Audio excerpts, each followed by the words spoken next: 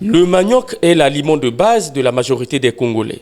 L'augmentation de sa production est une préoccupation pour le ministère de l'Agriculture, de l'Élevage et de la Pêche, qui, à travers ce genre d'initiative, voudrait améliorer les compétences des acteurs agricoles. Ainsi, au cours de cette formation, qui va être dispensée par les experts de l'Académie chinoise des sciences agricoles tropicales, CATAS en sigle, les 60 participants, composés de chefs de secteur agricoles et producteurs venus des différentes ZAP des départements concernés, vont bénéficier des enseignements sur les techniques de production et de transformation du manioc. Cette formation nous offre l'opportunité de renforcer nos compétences techniques, d'acquérir de nouvelles méthodes de production, d'intégrer des cultures intercalaires et de mieux maîtriser les techniques de transformation du manioc dans le but de répondre efficacement à la demande nationale, voire internationale.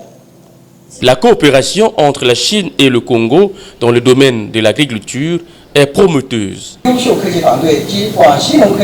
Au total, ces 14 experts chinois sont présents sur place pour dispenser les cours. Ils possèdent à la fois des solides connaissances théoriques et une riche expérience pratique. Je suis convaincu que cette formation sera un succès complet.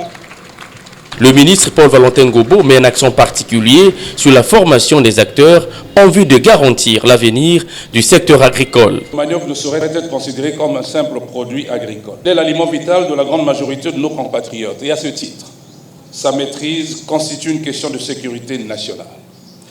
Conscient de cet enjeu stratégique, son Excellence M. Denis Sassou Nguesso, président de la République, a fait de la souveraineté alimentaire le socle de son projet politique, en appelant à un sursaut national en faveur de la consommation locale. Garantir en permanence la disponibilité et la qualité du manioc, c'est protéger la subsistance de notre peuple, renforcer la cohésion sociale et consolider la stabilité économique de notre pays.